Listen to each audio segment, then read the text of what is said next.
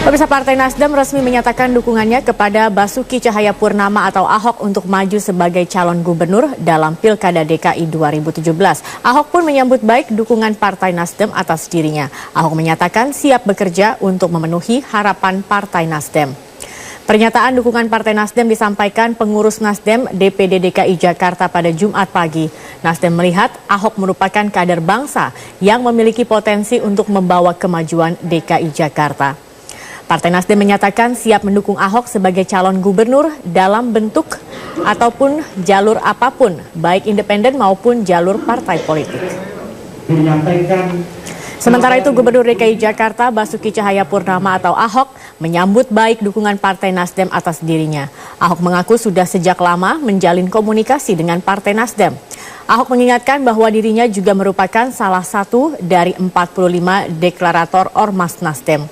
Terkait dengan Pilgub 2017 nanti, Ahok menyatakan dirinya akan tetap berdiri bersama teman Ahok. Namun Ahok tetap menyambut baik dukungan Partai Nasdem yang siap mendukung lewat jalur apapun. Yang pasti Ahok telah membuktikan dirinya bekerja secara baik. Dan tidak ada masalah-masalah serius, masalah hukum, masalah-masalah serius berkaitan dengan kepemimpinan beliau. Dan itu Nasdem sebagai partai untuk membangun restorasi Indonesia itu tentunya melihat orang-orang yang punya komitmen untuk membangun bangsa negara, khususnya Ahok membangun DKI. Menurut saya kita semua sepakat bahwa bagus. Tapi sikap ya kita terima kasih kalau betul Nasdem dukung, ya saya terima kasih ya. Tentu saja juga saya terima kasih pada orang ngomongin KTP. Jadi Nasdem saya nggak tahu mereka atau dukung teman Ahok atau apa, saya nggak tahu. Tapi yang pasti saya sama Nasdem memang dekat. Kita harapkan apa yang jadi harapan Nasdem untuk Gubernur DKI ya bisa saya penuhi. Sementara itu, Wakil Ketua DPRD DKI Jakarta Abraham Lunggana atau Lulung mengaku akan mencalonkan diri sebagai calon gubernur atau calon wakil gubernur dalam Pilkada DKI 2017. Lulung mengatakan pencalonannya diusung DPW Partai Persatuan Pembangunan DKI Jakarta. Menurut Lulung, ia akan mencalonkan diri bersama pasangan dari partai-partai yang nantinya berkoalisi dengan P3. Lulung menyebut ada sejumlah partai yang sudah sering duduk bersama, yakni Hanura, PKS, dan Gerindra. Lulung juga menambahkan akan mengusung visi misi percepatan pembangunan di Jakarta dari segala aspek kehidupan.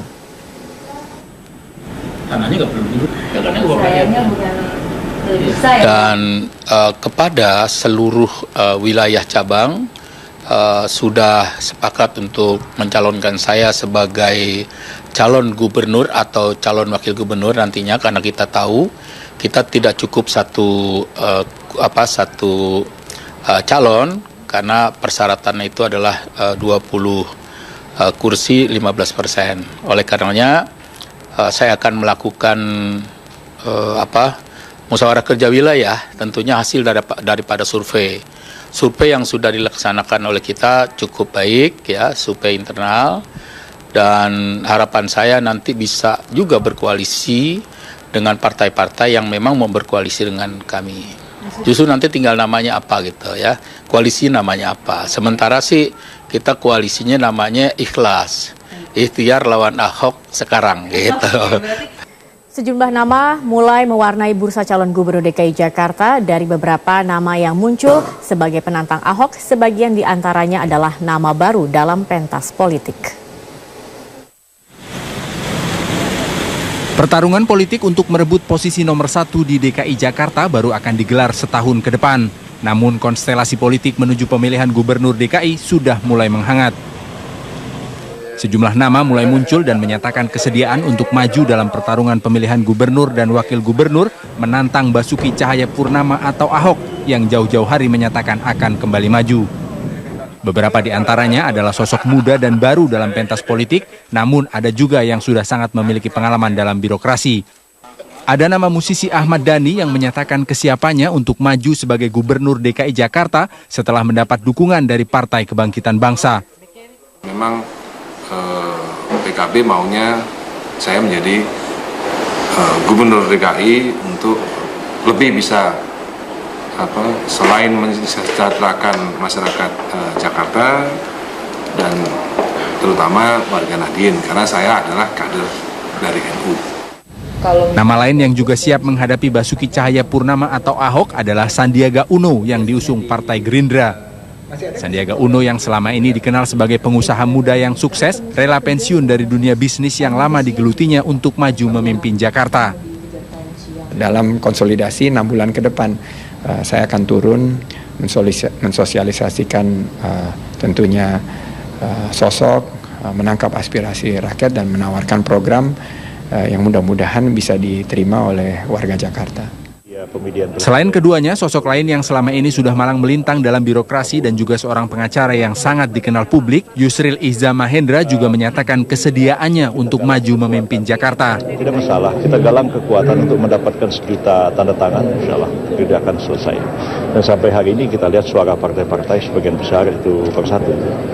Jadi akan punya kekuatan yang signifikan dari rakyat pendukung dan kemudian juga dari partai-partai, dan saya kira akan menggalang kekuatan yang insya Allah cukup besar.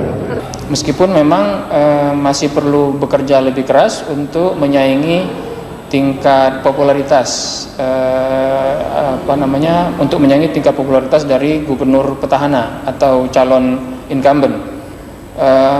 Kebanyakan kalau kita lihat dari survei-survei itu calon-calon penantang Pak Ahok itu popularitasnya masih di kisaran 50% maksimal. Jadi memang perlu usaha lebih keras dari para calon penantang itu untuk mengejar popularitas Pak Ahok. Sementara itu, Basuki Cahayapurnama atau Ahok sejak jauh-jauh hari menyatakan akan kembali maju memimpin DKI. Ahok membuka jalan melalui jalur independen dengan menggalang KTP dukungan sekaligus merangkul dukungan dari partai-partai politik. Tim Liputan, Metro TV. Keputusan Gubernur DKI Jakarta Basuki Cahayapurnama atau Ahok untuk melepaskan diri dari Partai Gerindra menuai berbagai pendapat. Politisi Partai Gerindra, Kardaya Warnika menilai keputusan Ahok menyangkut masalah etika. Meski demikian, Kardaya mengatakan tidak masalah jika ada partai lain yang berniat menyunting Ahok. Pak Ahok yang lepas dari Gerindra ya, saya melihatnya itu kan lepas atau tidak lepas itu masalah etika gitu ya. Nah, kalau menurut saya sih masalah etika dulu katakanlah diusung, lalu setelah diusung itu lalu melepaskan diri. Nah, rakyat yang bisa menilailah etika, karena namanya pemimpin itu termasuk juga kepemimpinan itu didudukkan dengan etika gitu. Nah, masalah bahwa yang lainnya itu partai-partai yang lain katakanlah katanya ada yang mendekat, itu urusan partai lain. Dukungan kepada Basuki Cahayapurnama atau Ahok terus bergulir. Dukungan datang tidak hanya dari relawan, namun juga berasal dari partai politik.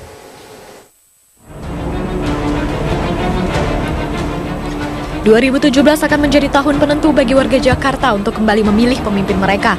Gerakan relawan pendukung Ahok pun bermunculan. Meski pro kontra terhadap kepemimpinan Ahok terus bergulir, namun teman Ahok sejauh ini telah berhasil mengumpulkan 650.000 KTP untuk mendukung Ahok. Dukungan atas Ahok juga dilakukan oleh Partai Nasdem. Nasdem mendukung langkah Ahok untuk kembali bertarung di Pilgub DKI 2017 mendatang. Relawan teman Ahok pun menyambut baik dukungan parpol meski tetap berharap Ahok akan maju lewat jalur independen. Kami memberikan apresiasi sekali. Kami berharap sekali Pak Ahok akan maju lewat jalur independen. Jadi kami mengapresiasi siapapun yang akan mendukung Pak Ahok lewat jalur partai politik nantinya. Tapi kami yakinkan bahwa Pak Ahok boleh didukung oleh partai politik, tapi yang mengusung adalah jalur independen seperti itu. Warga Jakarta pun menilai kinerja Ahok selama ini sukses dalam memimpin Jakarta. Sebagian warga menganggap Ahok layak maju kembali memimpin DKI. Berbicara Jakarta itu kan sangat kompleks ya. Kalau melihat sejarahnya sendiri, bagaimana Jakarta dibuat, saya rasa untuk gubernurnya sendiri memang harus diberi kesempatan tidak hanya 1 periode, apalagi dengan segala kontroversinya Ahok sejauh ini membuktikan kalau memang ada perkembangan 4 tahun ini, dan saya yakin kalau diberi kesempatan lagi dia akan bisa membuat Jakarta lebih baik. Kalau Ahok maju lagi sebagai gubernur? Setuju banget. Kenapa alasannya? Karena saya udah ngerasain efeknya dari beliau. Dari rumah saya di Priok, biasanya kalau seharian tuh banjir udah langsung mengenang. Tahun kemarin sepaha, sekarang udah enggak lagi. Sekarang udah enggak lagi. Enggak. Setuju laginya nanti untuk perbaikan Jakarta ke arah apa? Ke arahnya sekarang sih mungkin kemacetan aja deh. Kalau sekarang kan dia concernnya kebanjiran. Nah, mungkin selanjutnya kemacetan. Meski sejumlah nama terus bermunculan untuk menjadi pesaing Ahok, namun Ahok mengaku tidak gentar dan menyambut baik niat bakal calon Gubernur DKI Jakarta untuk berlaga bersama di Pilgub DKI 2017. Tim Liputan Metro TV. Bursa bakal calon Gubernur DKI 2017 mulai ramai. Sejumlah parpol telah menyiapkan andalannya untuk melawan petahana. Mulai dari pengacara kondang, pengusaha hingga artis siap menantang Ahok. Bagaimana konstelasi perebutan kursi DKI 2017 nanti? Kami akan membahasnya bersama dengan Korwil DKI Partai Nasdem, ada Victor Laiksodat, dan juga nanti akan ada pengamat politik Yunarto Wijaya yang akan bergabung bersama kami. Saya akan ke Bang Victor. Bang Victor, sebenarnya apa faktor terkuat yang membuat Nasdem akhirnya memilih Ahok? Ya, yang pertama bahwa kita semua pasti ngerti bahwa di saat kepemimpinan Ahok saat ini, Jakarta banyak berubah. Kita lihat bahwa situasi banjir, musim hujan seperti ini, biasanya DKI mengalami kebanjiran yang luar biasa.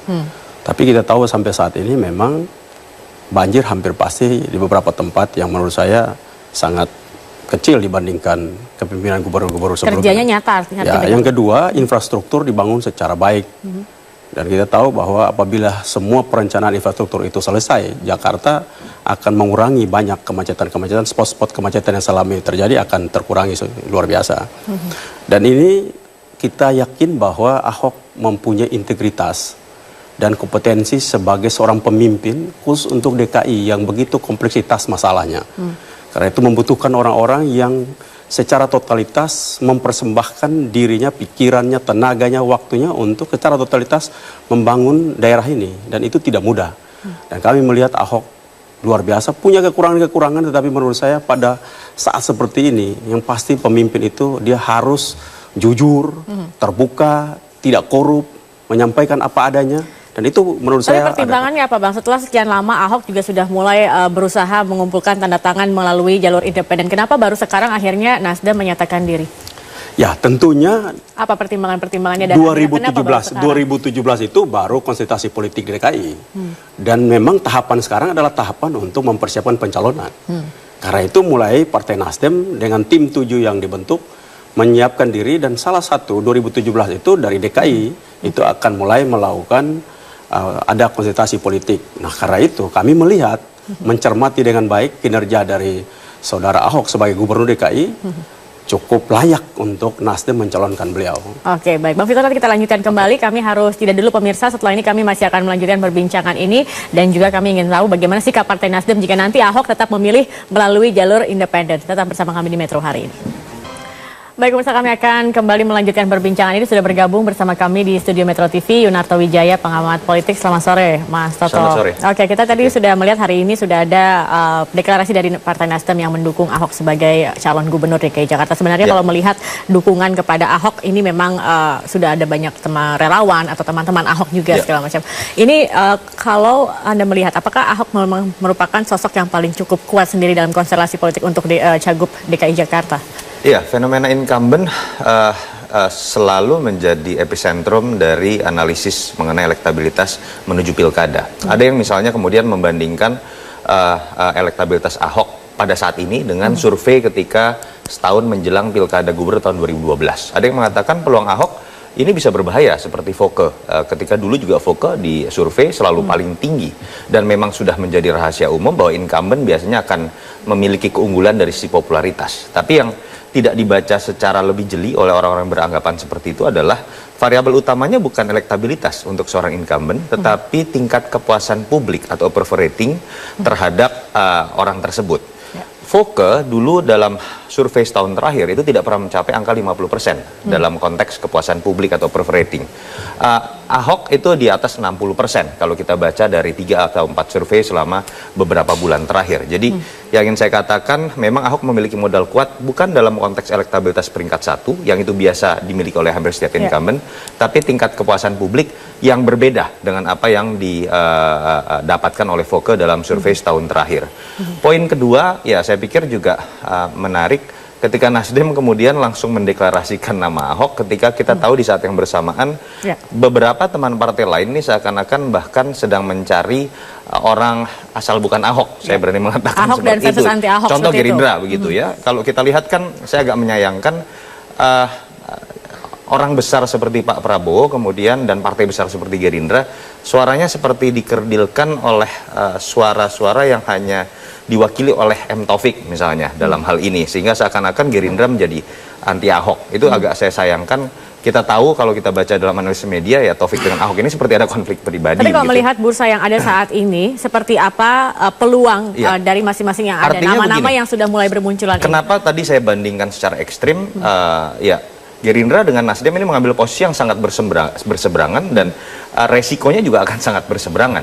Gerindra di satu sisi seperti sudah menyatakan dirinya bahwa mereka akan fokus pada mencari orang di luar Ahok. Dan ini akan berpengaruh terhadap persepsi publik terhadap partai ini. Nasdem di titik yang ekstrim berseberangan itu bahkan berani jauh-jauh hari menyatakan dirinya dukungan kepada Ahok. Walaupun kita tahu sebetulnya Ahok bahkan kan lebih mengarah kepada dukungan sebagai calon independen. Nah, yang bisa dilihat sebenarnya pertama menurut saya ini tradisi baru. Minimal harus kita apresiasi Nasdem membawa tradisi baru bahwa dalam pilkada dengan undang-undang yang sudah kita sepakati, partai tidak boleh anti terhadap cagup independen termasuk. Itu hak dari seorang calon. Politik argumentatif yang harus dikedepankan, walaupun katakanlah orang tersebut belum tentu ingin menggandeng partai. Dan ini menurut saya sebuah tradisi baru yang menempatkan seorang calon pada posisi yang tepat dalam sistem presidensial, yaitu dalam pilkada, dalam pilpres, yang menjadi epicentrum itu bukan partai. Jangan kemudian partai merasa dirinya adalah sosok dari variabel paling penting, tetapi adalah sosok tersebut. Sehingga Nasdem saya pikir moga-moga ya ada beberapa partai lain yang juga akan melihat gaya Ahok berpolitik dengan menggunakan teman-teman yang menginginkan dia maju sebagai calon independen itu sebagai sebuah hal yang biasa saja. Kalau begitu bagaimana Nasdem seandainya nanti Ahok ternyata memilih dengan jalur independen? Sikapnya akan seperti apa dan posisinya akan di mana ini Nasdem sendiri? Ya, yang pertama ini bukan pertama kali Nasdem bersama dengan calon perseorangan, calon independen. Kami pada saat pilkada serentak 2015 yang lalu, kami mencalonkan bersama-sama dengan calon incumbent 5 orang dan kami memenangkan itu. Bersama-sama dengan masyarakat, kami memenangkan pilkada tersebut. Dan saat ini untuk yang ke-6 kali dengan DKI. Jadi tidak ada masalah sebenarnya. Bagi Nasdem bukan masalah mencalonkan diri lewat partai politik atau lewat independen. Itu tidak boleh ada garis yang tegas untuk memisahkan seolah-olah pride partai politik atau pride dari independen ini lebih terhormat kalau lewat itu. Nggak ada masalah. Sebenarnya target kita adalah kita mencalonkan seorang dan memenangkan dia agar dia mampu membangun bangsa dan negara, membangun rakyatnya secara baik. Keyakinan itulah yang membuat kita tidak ada masalah, tidak ada pride untuk kita mencalonkan whatever siapa yang mencalonkan. Tapi kita bersama-sama bekerja agar yang bersangkutan menang dan dia berjanji untuk bekerja secara serius, seluruh tenaganya, semua totalitasnya untuk kepentingan rakyat. Kemudian apa juga usaha dari Nasdem sendiri, dari Partai Nasdem sendiri untuk mendukung atau membuat Ahok ini naik? Dan juga bagaimana suara saat ini untuk Partai Nasdem di Jakarta sendiri? Pastinya tentu bersama-sama dengan teman-teman partai politik yang akan bergabung tentunya. Kita harapkan akan terus bergabung partai-partai politik. Dan menurut saya terbuka lebar dan politik itu tidak statis. Dia sangat cair. Yang kedua, kita terus mendorong agar teman-teman Ahok itu dengan Nasdem hari ini bergabung. Seluruh kader Nasdem yang berKTP DKI, semuanya kami wajibkan untuk mencari teman-teman yang lain agar bergabung bersama dengan teman-teman Ahok yang saat ini. Menurut saya kalau itu sampai dengan jumlah 1 juta orang dukungan itu pada saat nanti bulan Mei atau Juni, menurut saya itu sangat bagus. Mas Soto, kalau kita lihat suara Nasdem di Jakarta tampaknya tidak begitu besar dari sejumlah survei yang ada. Apakah ini juga akan berpengaruh juga nantinya? Poinnya begini, kalau menurut saya pertama values yang bisa kita tarik sebagai bentuk pendidikan politik ya. Yang menarik adalah ketika di sini kan ada simbiosis mutualisme lah saya lihat. Dari sisi Ahok yang ingin memberikan pendidikan politik di awal bahwa saya mungkin saja maju menjadi cagup independen, itu menunjukkan bahwa beliau ingin maju tanpa keterikatan dan tunduk kepada politik transaksional dengan partai, seperti yang kita sudah sering dengar. Sehingga andai kata pun ada partai yang ingin mendukung dalam konteks sederajat, bukan dalam konteks politik transaksional. Dan kemudian ada gayung bersambut. Ada partai Nasdem yang berani kemudian dengan kerelaan jauh-jauh hari menyatakan dirinya mendukung Ahok. Saya baca secara tersirat, andai kata pun Ahok menjadi calon independen akan tetap didukung.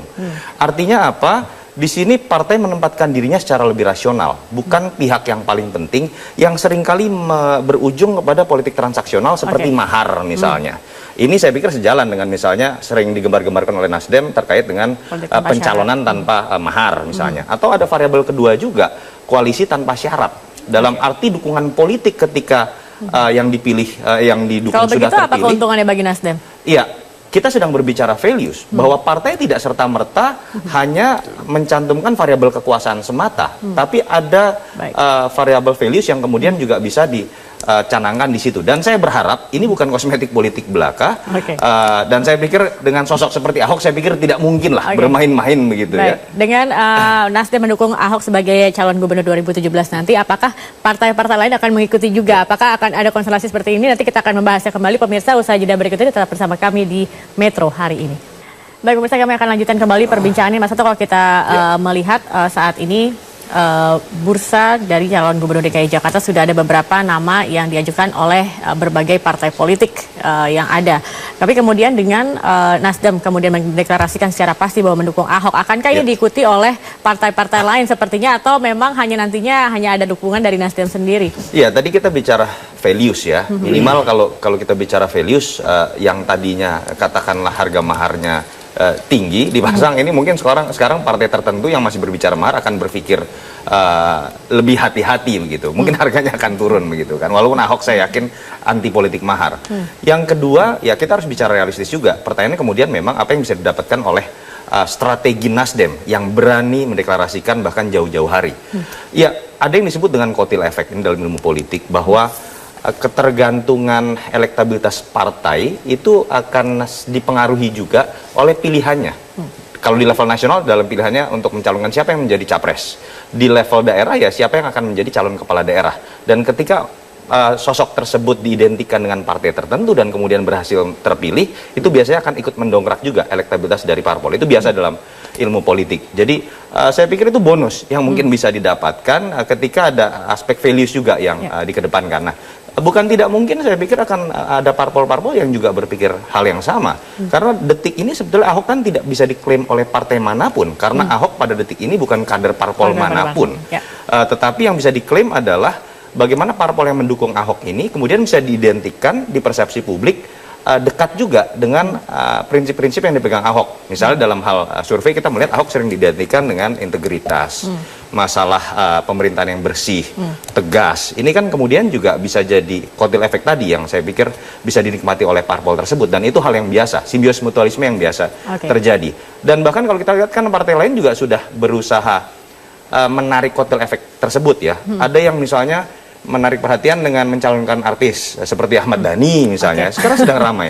Ada yang mencalonkan asal bukan Ahok seperti Gerindra misalnya. Ini pilihan-pilihan yang akan memiliki resiko tersendiri dan ya sederhana saja. Nasdem melihat peluang Ahok lebih besar mungkin dilihat dari berbagai survei. Tapi kalau nanti Bang Fikar ada partai-partai lain yang juga ternyata merapat gitu kepada Ahok, apakah Nasdem juga terbuka atau ini Nasdem sudah mengatakan Nasdem dan Ahok saja seperti itu? Ya, yang pasti untuk kepentingan kepemimpinan di DKI kita harapkan semuanya mendukung Ahok bagus. Semua partai politik dukung Ahok bagus. Jadi independen, seluruh partai politik, Ahok aja sendiri bagus. Milihnya yes atau no. Itu bagus. Sudah terbuka tuh kan. Jadi saya pikir. Kemudian untuk pendamping Ahok sendiri bagaimana? Informasinya Nasdem sudah punya nama juga yang akan diajukan untuk menjadi wakil gubernur. Sebenarnya kita yakin terhadap Ahok. Jadi kalau ternyata Ahok memang cocok dengan siapapun, ya nggak ada masalah. Tidak ada spesifik dari Nasdem sendiri yang akan mengajukan nama? Tidak ada. Karena kami yakin kalau Ahok bekerja dengan baik, wakilnya itu yang dipilih pasti untuk membantu Ahok dalam pekerjaan-pekerjaan 5 tahun ke depan. untuk membangun Jakarta lebih hebat lagi menurut saya. Yang kedua, memang partai politik punya tanggung jawab moral. Dia mencalonkan siapapun punya tanggung jawab. Apabila kader ataupun siapapun yang dicalonkan itu berhasil bekerja secara baik, menjaga integritas dan komitmennya, itu kan partai politik itu juga bagus. Seperti tadi Mas Toto sampaikan. Karena itu Partai Nasdem tidak bermain-main untuk itu.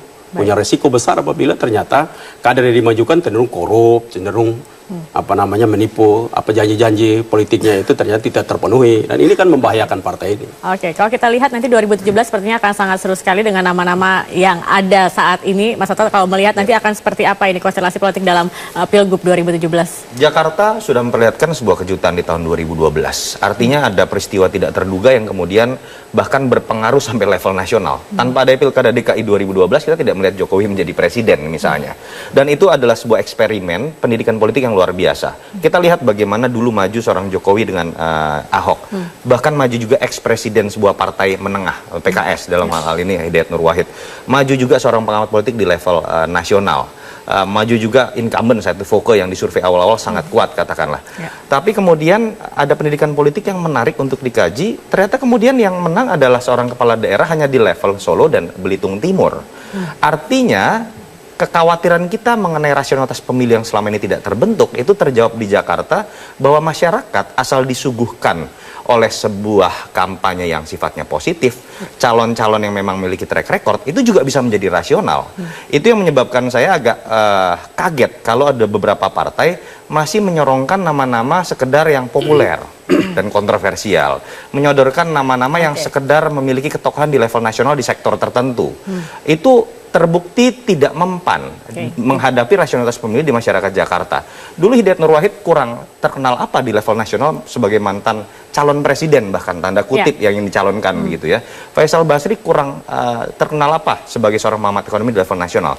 Tapi yang membedakan adalah masyarakat Jakarta ini tidak kemudian sekedar melihat ketokohan, tapi mereka ingin bukti konkret dalam kaitannya dengan kerja Anda ke depan sebagai kepala daerah di Jakarta.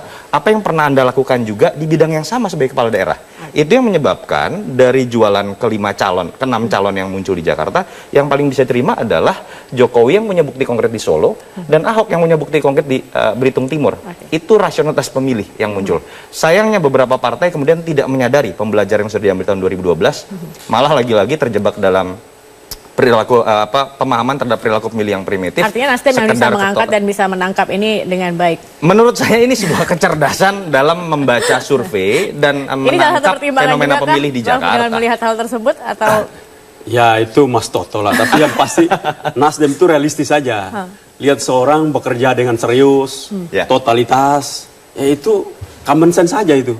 Ya partai politik kan lihat seperti itu nggak perlu lagi. Kita sepakat aja. Entah kita setuju tidak setuju nggak suka sama Ahok, tetapi begitu kelihatan seseorang bekerja dengan luar biasa, totalitas yang luar biasa, pasti harus kita dukung. Nggak bisa. Untuk bangsa ini maju nggak boleh ada kebencian terhadap pribadi. Oke, baik. Terima kasih Bang Victor Laiskodat, Korwil DKI Partai Nasdem, dan juga Yunarto Wijaya, pengamat politik, telah bergabung bersama kami di Metro hari ini.